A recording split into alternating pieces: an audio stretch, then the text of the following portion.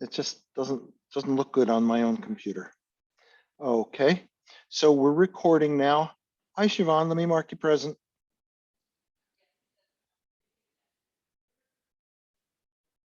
Okay.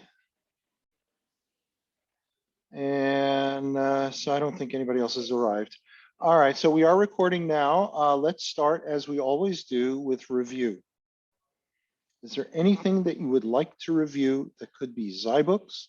It could be other classwork, concepts from Python. It could be questions about your project.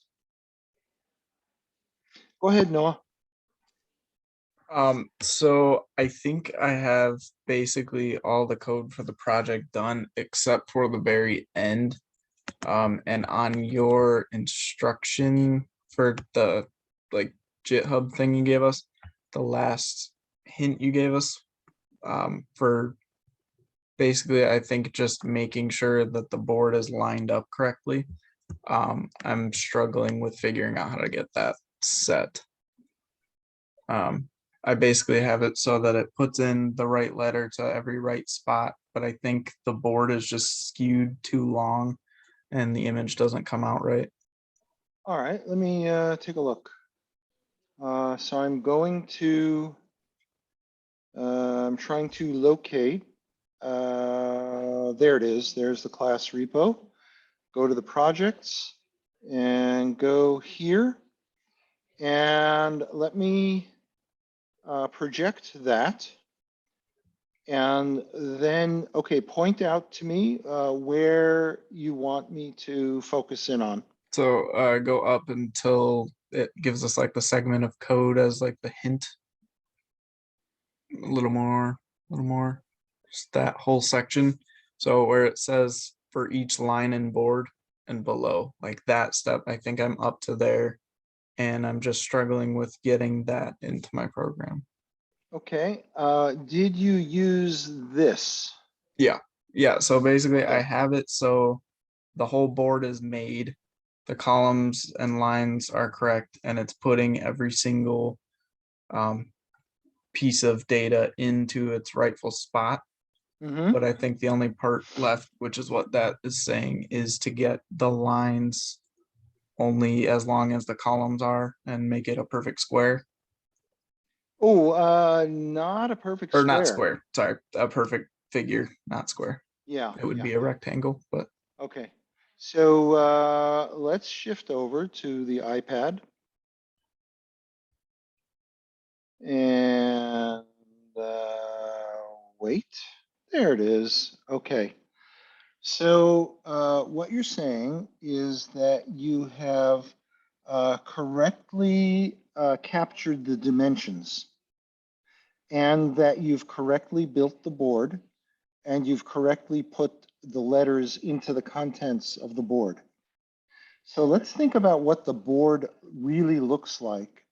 So board, let's say there were supposed to be 3 lines and 5 characters on each line. Is that okay? yeah, Yeah. as an Okay. example, it works. Right. So board is going to be a list with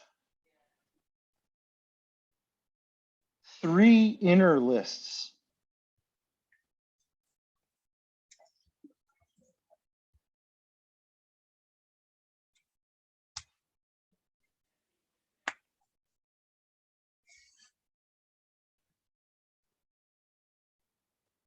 Okay. So that's what board is going to look like.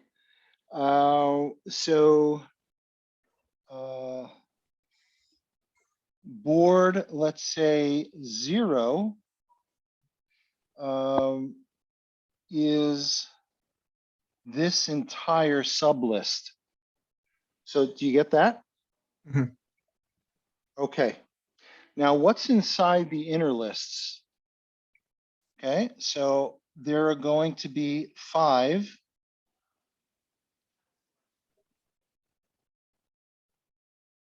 faces. And let's do something cool here. And, or maybe I'll try this.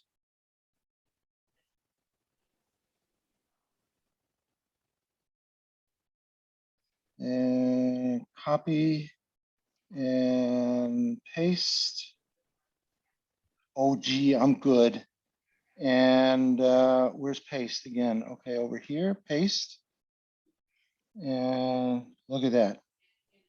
Okay, so that's what the inner lists look like. Are we okay? Yeah. Okay. So I'm gonna write down the for the hint, which is for each line, and then for each character in the line. This is I'm repeating what was in the text of the GitHub. Print the char with no new line, and then pop out one level, print the new line. Okay, so let's let me go find what I'm sharing again so I can see what I'm writing. I don't know where I'm. Oh, there it is. Okay. Let's break this apart into the parts we know and the parts we don't know, and the parts that are more complicated. So printing a new line, we know how to do that, certainly. That is going to be, I'm going to replace this with print. Okay, so that prints a new line. And I'm going to replace this. That's not what I want. There we go. And I'm going to replace that with print. And I'm going to say something. I don't know what it is yet. But without a new line, that's going to be comma end equals nothing. Okay, so that part we know too, right, Noah? Yep. Okay. Now, for each line in the board, well, that's a for loop. And it actually in Python is going to look just like, almost exactly like the English. So let's replace that.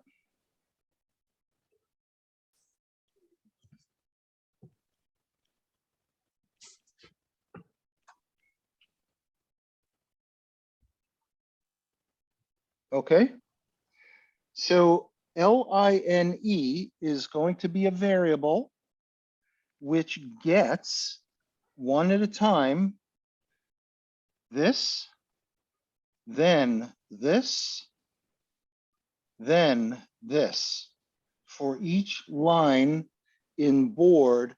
So it's going to enumerate the immediate contents of board, which the immediate board is a list. Its contents are lists, right? So it's going to enumerate one at a time the inner lists. Noah, you with me? Yeah. Okay. So then it says, for each character in the line. So what is the contents of line? It is one of these lists.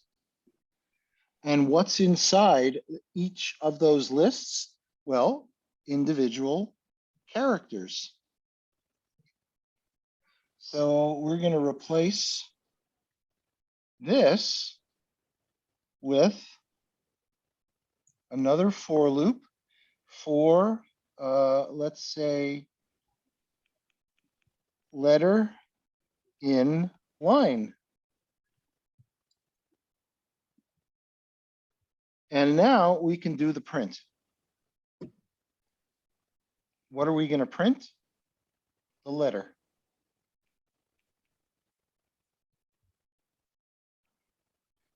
Okay, so it's a nested loop. There's one for loop inside an outer for loop. The outer for loop iterates over the individual lists that make up each line. The inner list, the inner for loop, enumerates each letter in the current line. How are we doing, everybody? Doing all right. Makes sense to me. Okay.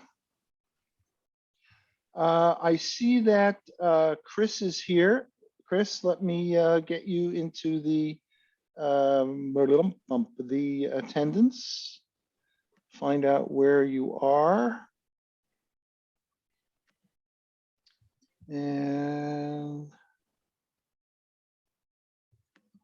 okay. And save that. And now you're officially here. And where's my screen? I don't know. I think they changed Zoom, and it's just harder to use again, if that's possible. Okay. Does anybody have any questions about this? I kind of have one more. I'm just clarifying. So is this part of code put right directly after the code that puts every letter in its rightful spot? Like, does that go right after that in order? Yeah, let's go here. And notice the indentation. So the outermost indentation appears once again for this final set of nested for loops. So they do, in fact, this outer loop for each line in the board only occurs after all the characters have been placed. So I think your understanding, Noah, was correct. Okay. Okay, anybody have any other questions? Do you think you can go over putting the letter into the right spot on your small example that you just made? Okay, Board. all right. So we are gonna read in, I'm smacking my lips and I never ever do that, but my wife does it.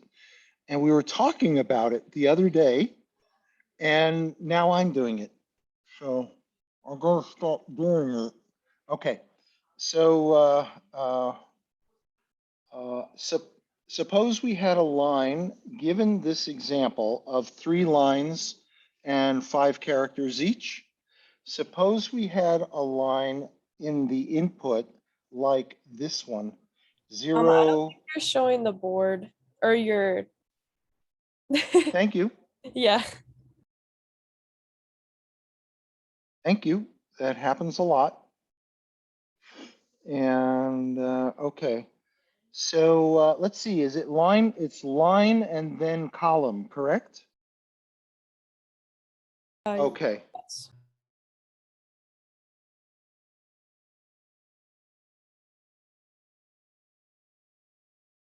Okay, so suppose your line of input was 0, 3, T.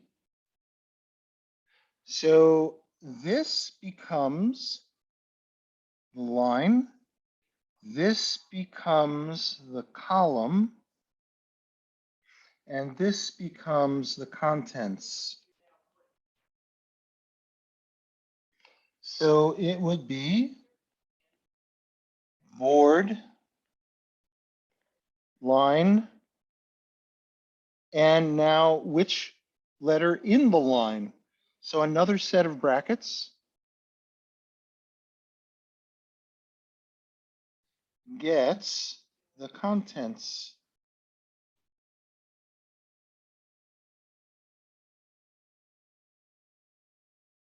Okay. Does that help you, Elena? Yeah, that helps me. Thank you. You're welcome. All right. Does anyone have any other questions? This is a very general, small question. So my code works now. What if we can't, like, what if we know the image is right? It's doing it right. It's printing everything, but we still don't know what it is. Do we have to like say what it is or anything to get credit? No, no. Okay. I can tell what the Which, second one is, but the which, first one I don't know. okay. Now, that's good. I'm glad you raised that because this is a liberal arts college. And I take my responsibility very seriously, my duty to the liberal arts. I take that very seriously. So let me show you what your picture is coming from. Let's see. Here we are. This one works. You are seeing a very, very famous character. Let's do the screen share. That is Alfred E. Newman from Mad Magazine. Yeah, it looks like him And now. what's that? Yeah, it looks like him. I just had no idea. Yep. And Alfred E. Newman. Let's see if I can find something. Alfred E. Newman. Oh, and please don't show something off color. Whoops. What's he doing in there? Okay. So this is Alfred E. Newman, and his slogan is what? Me worry? That's his slogan. That's what he always says. Okay. And if you've never seen Mad Magazine, it's a satire comic. And when I was like 8, I thought it was the funniest thing in the world. So, which means that as a college student, you'll also find it the funniest thing in the world. So, oh man. Okay. Does anyone have any other questions?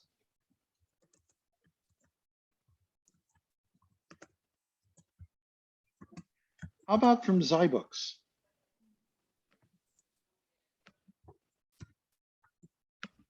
I have a Anybody? question. Go ahead, Joe.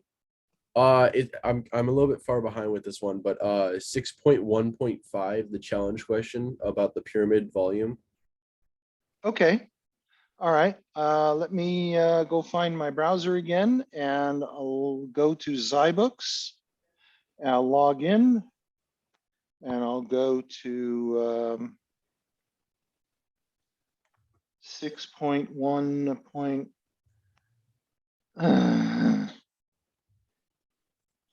They want me to take a survey.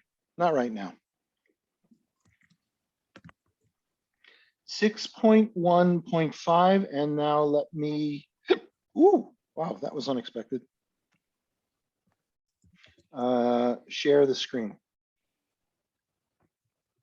Okay. So Joe, this is the correct one, yes? Yes, that's the exact one I'm on right now. Okay.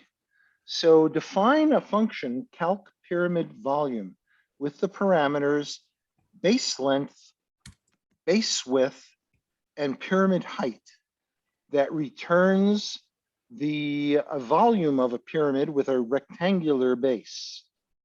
So the formula is the base area times the height times 1/3, where the base area is comprised of base length times base width.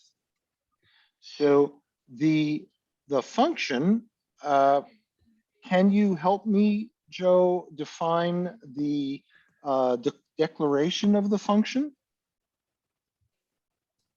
Can you help me with that? From what I've seen, I had def, hold on, sorry, def pyramid volume. Oh, calc pyramid, you got to do it exactly what they say. Oh, okay. Okay, so pyramid, but you're doing good. Okay, and then a parenthesis. I'm sorry, I jumped the gun there. Yeah. What would come next? Would it be length, comma, width, comma, height? Now they have base length, base width, and pyramid height, but you are correct. What we name the parameters doesn't matter. Okay. So I'll call it what you said, length, width, and height. And what comes next? Oh, you put a colon at the end of that? Good, good. And what do you think we do next? Would it be calc pyramid volume and then the length times the width times the height divided by 3? Well, that sounds like making it's sort of like making a call to the function, and that call to the function is down here. Okay. So when Python encounters calc pyramid volume, it's going to send, well, first of course it'll notice whether or not there is a function called calc pyramid volume, and also it will notice and make sure that if there is such a function, it has 3 parameters. And if so, if everything's all kosher, the value in length and width and height will show up here. And let me emphasize, it will show up here, here, and here, no matter what these values were called. So the first parameter goes to the first argument. The second parameter goes to the second argument, and the third goes to the third. Okay, so over here, what we're going to do are the calculations. And we could do it straight away, or we could follow their hint and say something like base area is equal to the length times the width. And then finally, the volume is equal to the base area times the height divided by 3. Okay. And then finally, we have to get the value, the calculated value, which is volume.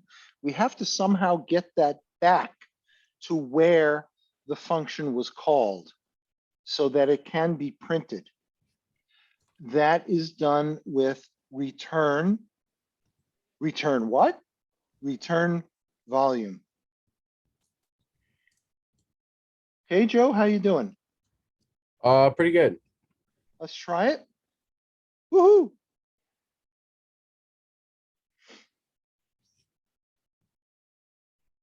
Okay, is there any other questions that I can answer for you? No, that's it. I got something exciting to cover, to begin covering today, because we'll spend quite a few days on it. All right, so a new share and here. So I want to go over this code. Please do the following. In your command line, just say enter Python interactively. On the Mac, it's going to be Python 3. On Windows, it's just going to be Python. Now, this is Python interactive. I just want to confirm that you have something called matplotlib. Okay, so from matplotlib, go ahead and type this in, import pyplot as PLT. Now, when I hit return, I should, if all is well, I'll get the chevrons again. Okay, all is well for me, but how about you folks? I got it. Okay, is there anyone who gets something like this? I'm going to put in a purposefully bad package name. Whoops. I meant over here. So I know this is bad. I just want to demonstrate the error. Okay, so module not found. Does anybody get that? I'm having an issue where it seems like a lot of the, like in the terminal, it's all just old information. I wonder if I can clear out and be able to type in new things, because I don't really see like the 3 arrows you have. Try that a few times, just hitting enter. Does that help? It just looks different for some reason. I get like a PS and user Sam with my username. It's Oh, okay. It it sounds seems like you're routed through not, Windows or yeah, something. you're not in Python Okay, I see. yet. So from your command prompt, let me do this, quit. From your command prompt, and you're on Windows, type in Python, not Python 3. Oh, it did something. Okay. Yeah, it pulled up the Windows Store, which is weird because I know I already have Python 3.10 on my computer. But okay. Okay, Just typing in Python. yeah. Yeah, and then it just brings up Windows Store, and then it did the same thing as before.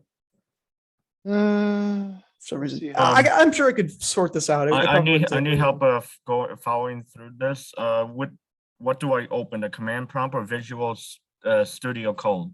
Actually, You could open Visual Studio Code, but Vincent, before we answer your question, I want to make sure Sam is well taken care of. okay, yeah, that's fine. Yeah, Sam, are we good? Yeah, it's still not quite sure. Python is yellow for some reason when I type it. That's all. It'll bring me down to a new line, then it will bring me to the Windows Store, which is again strange because I already have Python 3.10. Okay. So I'm not sure exactly what's going on. Uh, Let me Try try this, say Python. Python, and then hit the tab key a couple of times. Maybe that will work for you. Does it print anything? Python. So just type in Python. And Python. are you in Visual Studio Code? You mean it or Yeah, I happen to be in Visual Studio Right. Code. This should work. because I could just do this, looks like through Python. It looks the same as what you have below. Oh, good. Yeah. All right. Alright. Okay. Yeah, I won't hold up the class any longer. I'll figure that out later on. Okay. I'll just use Python for now. Okay. Vincent, how Mhm. about we work with you? Yes. Tell me what's happening. So I'm trying to. Trying to figure out where I type. Where do I type? I need to. Well, where do I type all of that? And in the console, right? In the Yes. So not my consent. Sorry. while you are talking, I'm gonna try to launch Windows Yeah. so that I perhaps can demonstrate for you. Windows. Hopefully it'll load.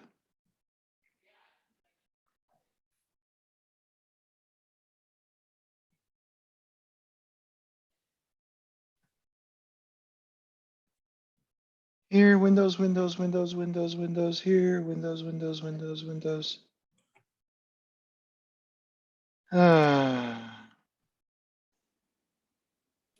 Okay, so are you in Visual Studio Code? Yes, I am. All right. Should I do open you up a new file? No, no, we're not using a file yet. Okay, so Do you see a terminal at the bottom of your Visual Studio Code? all right, Nope. Okay. How about hitting Control J? That's the Control key and the J key together. and now now it just disappeared on me. All Yep, right, there- hit it again and it'll come back. Yep, it's right here. Okay, now your cursor is probably live within that terminal. Type in Python, hit return. What do you get? Python. I get file. Oh, wait. Wait, hold on. I'm in the new file. Let me go back to Studio Code. Okay, just sit tight and let's go back to my coding example. Yeah, And we'll be able to solve this problem some other way. okay. Because you are able to write Python code and run it, correct? I'm in a new file. I'm in, Okay, it says files stdin, line 1 in module, name, arrow name, Python is not defined, arrow, and stuff. okay. Would you be willing, we'll spend just a minute on this or more. Would you be willing to share your screen, please, so I could see what you've got? Yeah, Remember to make invisible and share whatever you don't want to share and et cetera, et cetera. all right. Let me just, now I need to, there we go.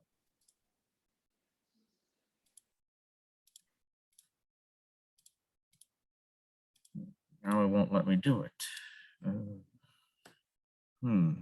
Wait. Okay, everyone has the Oh. permission to share. Here we go. Never mind. I got it. You got it to share or you got it to work? No, I'm back. I came back. Okay, Here we go. there, yeah, it's starting up. Okay. Yeah. Sorry. Yeah. All right, yeah, so. I forgot it was I'm sorry about that. I forgot the window. It was minimized, so I didn't realize right. that. So Okay, so My take a look mistake. at Python, the word Python in yellow. So right here. that was absolutely the right result. By typing in Python as you did and hitting enter, you entered interactive Python. And you'll notice that you did get 3 chevrons. Now you're already in Python, so it was an error to say Python again. Yeah. So please type in import space Oh, in the sorry. window below, correct? Yep. Import space matplotlib. MAT. Yeah, I'll say it again. Okay. matplotlib. PLOT LIB. And Okay. hit enter. It'll think for a bit and then give you 3 chevrons. Okay, so you've got it correctly installed. You can now type in QUIT left parenthesis, right parenthesis, return. All right. Enter. Yes, okay, you're all set and with us, with the rest of us. You can stop sharing your screen. Okay. Thank you very much. You're welcome. Appreciate it. Sorry about that. Okay, so I'm gonna go back here. And so this is what you just entered and, or something similar. Now let's break this apart. So we've seen a lot of different ways to import a module. So we've seen import, I'm gonna have to delete this after I write it, import matplotlib. Okay, so that's the most basic form of import. For example, import space CSV. So we've done that before. This kind of import imports everything in matplotlib. So it's possible that your package has sub packages. Okay, now import matplotlib imports an enormous library. It's huge. And maybe we don't need all of it. So instead, we could do this kind of import. From within matplotlib, import pyplot. Okay, so that would work. This blue line, by the way, I added a spell checker to my Visual Studio Code. So this is just my spell checker complaining. In fact, I use matplotlib so often. Spelling, add words to user settings. Okay. Yes, okay, good, it's gone. So this says from within the enormous library called matplotlib, import only the sub library or sub package called pyplot. Now, as you see here, that's one more style. And this says, from the enormous library matplotlib, import just pyplot. And I'm going to refer to it as PLT. So that's an alias. And the reason why I'm doing it is because PLT is shorter to type than pyplot. And you see how I have to use it again. Go away. You see how I have to use it again and again. And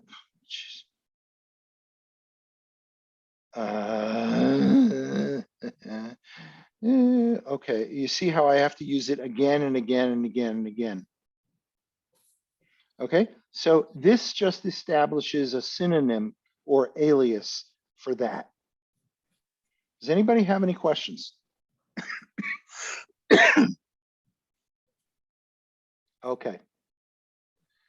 So next, I'm creating a list called years X. It's years because, well, it's years. And I named it. I can name this anything I want. Remember, it's just a variable. It's a list in this case, a variable that is a list. I do underscore X because this is going to be the X axis of a graph. Now, in so many of your majors, you need to graph stuff. And Python is so much more powerful than Excel. Python can do things that Excel, it's like, what's the saying? Python says, here, hold my beer, right? Excel is just very, very wimpy and weak compared to the calculation capability of Python. So that's what I'm showing you how to do, is I'm introducing the idea of doing graphs. Okay, so years X, this is the numbers 1950 through 2019. And then I have another list, which is the price of gold, an ounce of gold in each year. So in 1950, gold was $34. In 2019, the last one, gold was $1,480 and 2.5 pennies per ounce. So if you had the presence of mind to invest in gold in 1950, you'd be dead by now. So probably. So you thought I was going to say you'd be rich by now, but no, I took it in a different direction. Okay, so now we've got an x-axis, and notice here I named it with underscore y because that's going to be the y-axis. Let me eliminate that. And I'm going to make the rest of this a comment. And then I'm going to, oh, please stop with that. Get that out. And that's all I'm going to do. I'm going to plot years versus prices. Okay. So I'm going to go here. In fact, I think I can use the arrow. Let me save. And I can use the arrow. Whoops, the arrow moved. Ah, look at that. I've got a graph. And this is really, really cool. It's like it's own little user interface. This is all provided to us by matplotlib, by the way, by pyplot specifically. So here's 1950 through 2020. Now, there wasn't data for 2020, but notice it's by default giving us major category axes, groups of 10. So instead of 2019, it gave me 2020. But you'll notice if I follow the cursor up, it doesn't quite reach 2020. So that's because it's 2019. I don't know if we're seeing what you're seeing. I'm just seeing You the terminal. can't see it? Ah, then Reads my screen. that's bad. Let me see if I can. Okay. I wasn't sure if you were doing a bit or not, honestly. All right, we can see it. Yeah. Yep, So there we how go. are we Yep. doing now? We can see it fine. Okay, good. Isn't that cool? I mean, we've got this whole cool graph here, and I can resize the graph. And if I want, I can zoom in to, let's say, a part of the graph, and the axes are automatically adjusted. I didn't have to do that. If I want to reset the graph, I can do that. I use the left arrow, so I can sort of go forward and back with left arrow and right arrow. And this is really cool. I can actually save the graph right from here with that floppy disk icon. That, by the way, boys and girls, is a 3.5-inch floppy disk. So otherwise known as today as the save button. Okay. So if and one more thing, if I zoom in, I can still, using this cross here, I can still pan around the contents of the graph. So this is really powerful just by itself. Okay. So now I'm gonna, does anybody have any questions? Now to close this, I'm gonna hit the close, and then Python returns. Python was sort of stuck waiting for that window to close. Okay, does anybody have any questions about this? And I'll draw your attention once again to only 2 lines. Line 7 plots one list against the other, X then Y, and then PLT show brings up the dialogue that graphical window that you saw. So everything else here is commented out. Does anybody have any questions?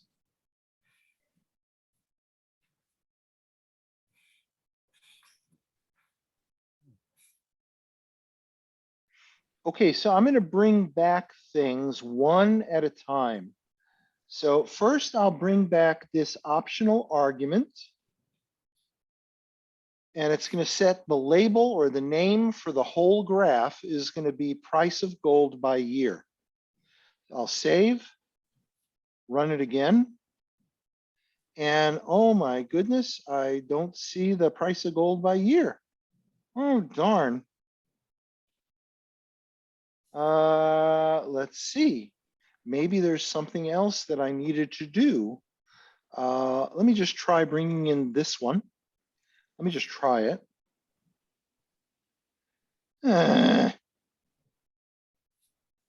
Okay, well, I'm lying. That's what happens when you try things. Let's move on and see if we can't see if that label's not already really there. So this is going to be a label for the x-axis. This is going to be a label for the y-axis. Oh, I see. I confused myself. What I thought I was doing was adding the title. Sorry, folks.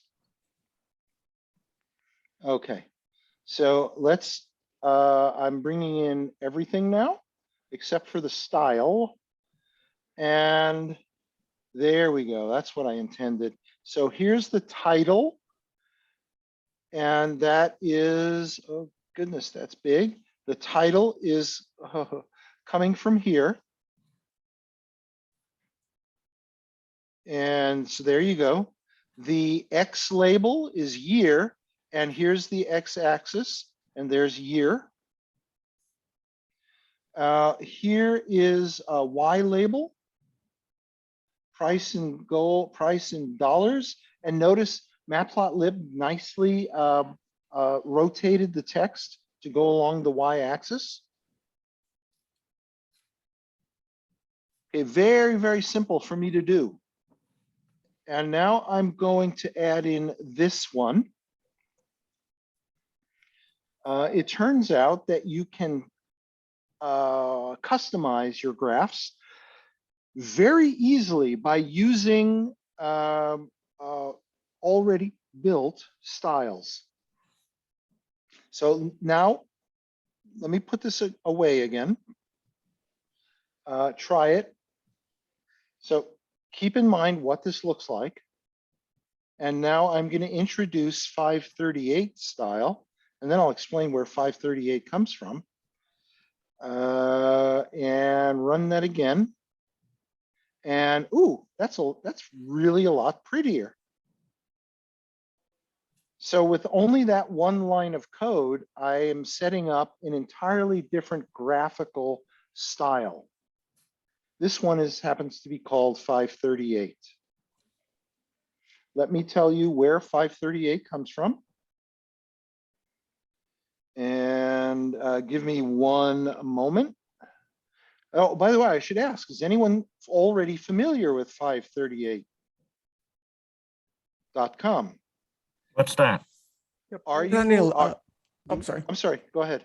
I was going to say, isn't it an election tracking website? Yeah, it is a really, really data science oriented election tracking website. So if you're a political science major, you really need to know about 538.com. And look, I mean, let's forget about what graph this is, but notice the style. It kind of looks like the one that we created. Notice the thickness of the lines. You're Let's not see if we can. sharing. I'm not. Oh, gee. You know, if my sharing wasn't connected to my head, I'd not have it. So here's 538.com. And it's just a popularity poll for the current president over time.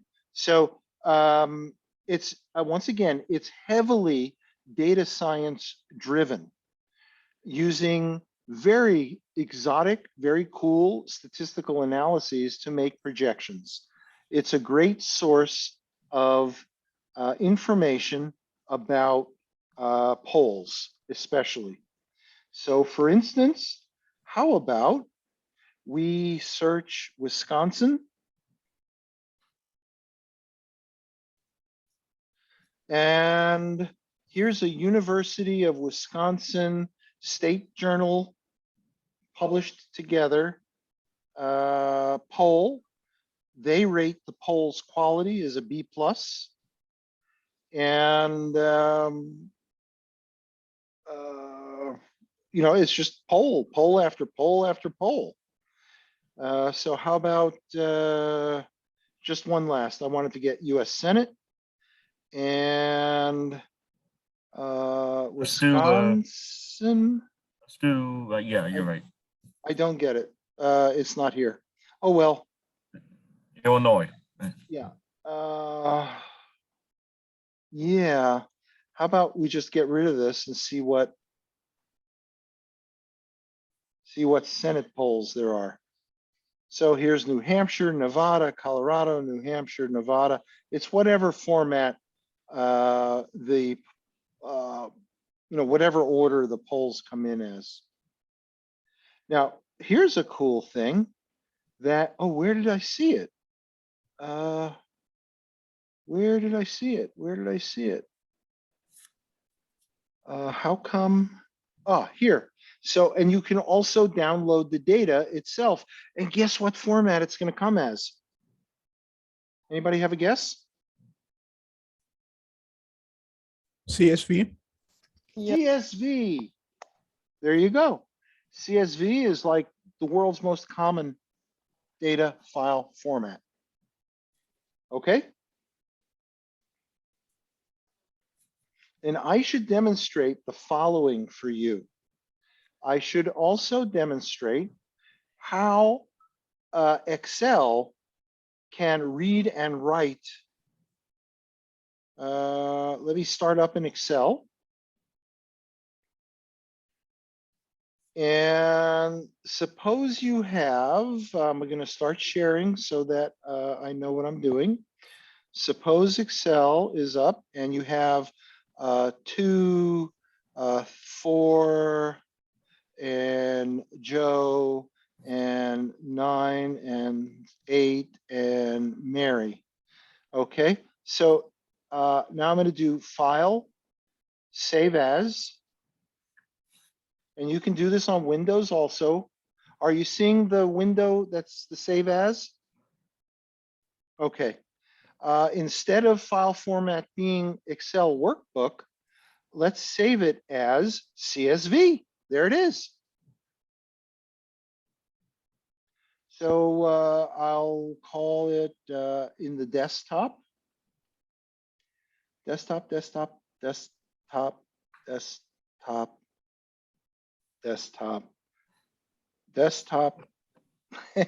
Hello. Where's my desktop? Okay, so let's not put it in music. Let's put it in the desktop. Oh, it's on my cloud drive. Yeah, okay. All right, so I think it's on my desktop now, and I'll say foo, and it will add the CSV. Now I will close this and share my desktop.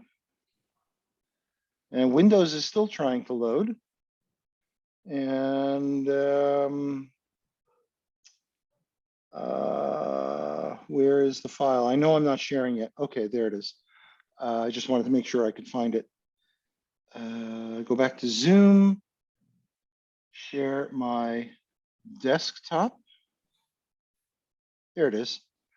And go here. And here is foo.csv. And watch what happens when I double click on it. It opens Excel. Okay, now this file, foo.csv, would be directly readable by Python via the CSV techniques we've been learning. I mean, how cool is that? So you can output CSV from Python, which is especially useful when you take advantage of Python's enormous calculating capabilities that far and away exceed Excel. So you can write out massive amounts of data from Python and then just double click and up it comes in Excel. Or you can get massive spreadsheets and just save as CSV and it goes into Python. Hello, Fredo. Hello, Fredo. Do you want to join us? Come on. Here. Wait. Okay. Okay. Okay.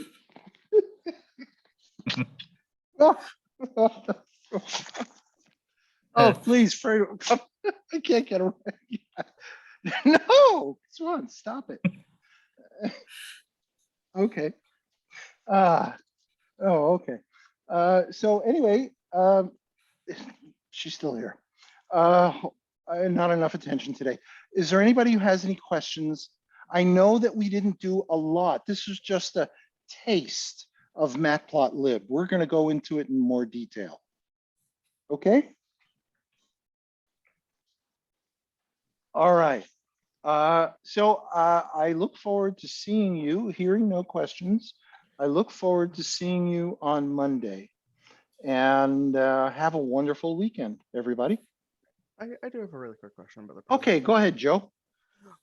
It's like I got the code working and everything. It's just something about it's just a question about like how it like displays like like the picture like appears like skewed when it's in the terminal and it only appears correctly if I like resize the terminal to a certain size. Uh-huh. Is that just a limitation of Visual Studio or is there some code workaround to get around that? Matplotlib is insanely configurable. I meant with the project. I'm sorry, the project. I thought you meant the graph. Yeah. Okay, well, it's okay. Well, do you mean skewed as in an angle? Yeah, it's like one sec. Is it okay if I share my? Is it okay if I share Yeah, my yeah. screen? Let me stop sharing and then go ahead. You share. Yep. One sec.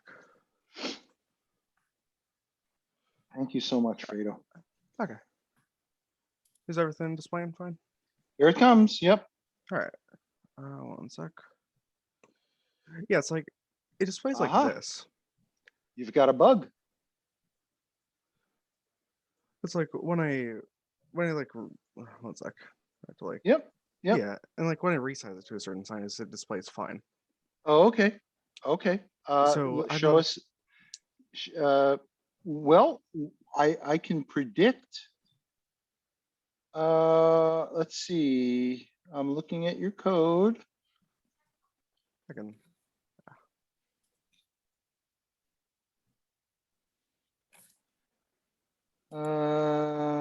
I think I may know maybe. The last print, the new space that you have is indented one back. I don't know if that'll change anything, but it's supposed to be under the That's That's in the main exactly function. it. Go ahead. On 24? Just hit a tab Yeah, it on line should be 24. indented one more. One tab. Try it again.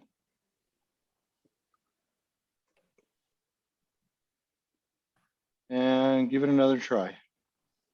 Yeah, it's still. Yeah, like, well, it you haven't run works it yet. part of the way. No, you haven't run it yet. Oh yeah, I forgot. Yeah. Okay. I'm used to. Oh, okay. Ta-da. All right, cool. Thanks. Okay, thank you. Yep. Stop sharing. Don't want everybody else to see your code. Too late. Yeah, thank you. And it's even in the recording. Oh, no. Okay. Is All there- right. Yeah. You can probably So- like edit it out if you have a video editing thing or something. So everybody, thank you, and I'll see you in on Monday. Alrighty. I have another Okay. question for you. Thank you, Professor. Okay, Vince, go right ahead. How many more programming assignments do we have left in the semester? Just curious. Maybe one. Okay. Okay, because I mean we're at the end of the semester. Okay. So if I needed to lay a bet, I'd say none. Okay. Okay?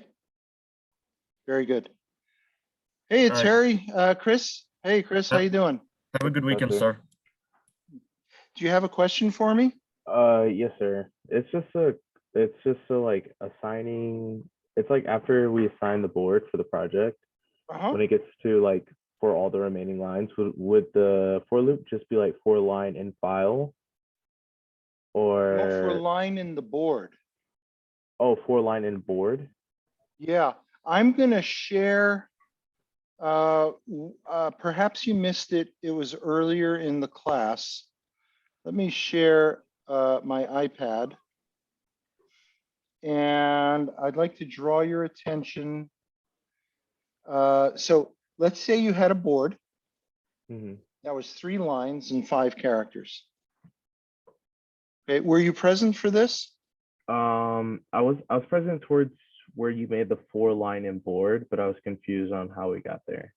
Okay, so if you've correctly decoded the number of lines and you correctly got the number of columns, then, and you used the line of code that I gave you in the specification, you'll be Okay. creating a variable named board, which looks like this.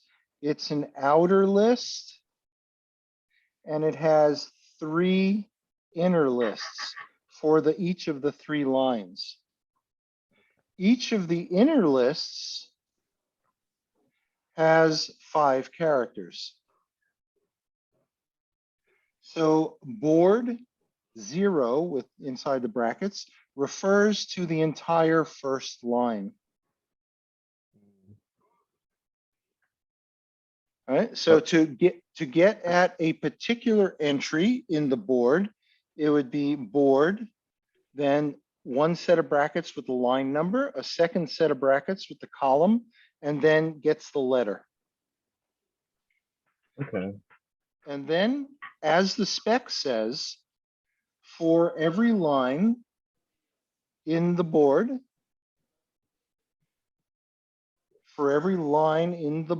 now you're looking at every line, every letter in every line. Okay. Okay, so that's each letter is going to be, let's say, this one, then this one, then this one, then this one, then this one.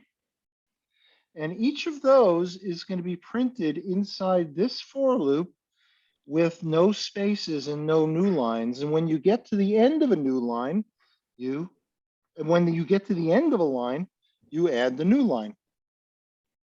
Okay. Okay? Yes, sir. Can I show you what I have so far? All right, but I'm going to stop recording. Okay? Yes, sir. So that way it doesn't enter into the recording. Yes, sir. So sorry. It'll be quick. Okay, hold on. Let me stop the recording.